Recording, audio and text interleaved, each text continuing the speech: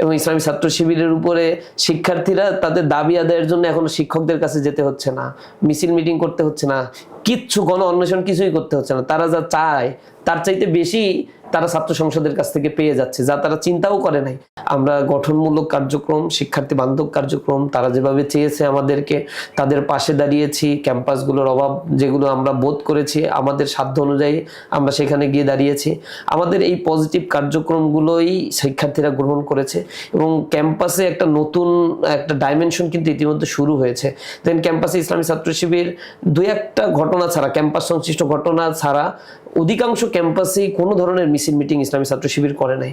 আমরা শিক্ষার্থীদের কাছ থেকে অবজারভেশন নিয়েছি, তারা আমাদের বলেছে যে আমরা এরকম স্লোগান হোক, তারপরে হচ্ছে পারস্পরিক গ্যাঞ্জাম হোক, এই জাতীয় বিষয়গুলো তারা এখন আর ক্যাম্পাসে কোনোভাবেই টলারেট করতে চায় না। যার ফলে 5 আগস্ট পরবর্তী তারা ছাত্র রাজনীতি নিষিদ্ধ হোক এই ব্যাপারেই কিন্তু ভয়েস রেজ করেছিল।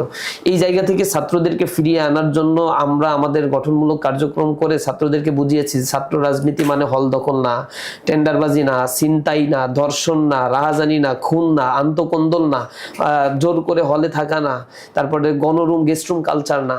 এই জায়গা থেকে টোটালি ক্যাম্পাসের একটা শিফটিং আমরা করেছি। যদিও ছাত্রদল বারংবার চেষ্টা করেছে মিছিল মিটিং বিভিন্ন জায়গায় অপ্রীতিকর ঘটনা ঘটানোর জন্য চেষ্টা করেছে, ইসলামী ছাত্র শিবির সেগুলোতে স্ট্রিক্ট ছিল এবং নতুনভাবে ক্যাম্পাসকে নিয়ে সবাইকে এখন ভাবতে হচ্ছে।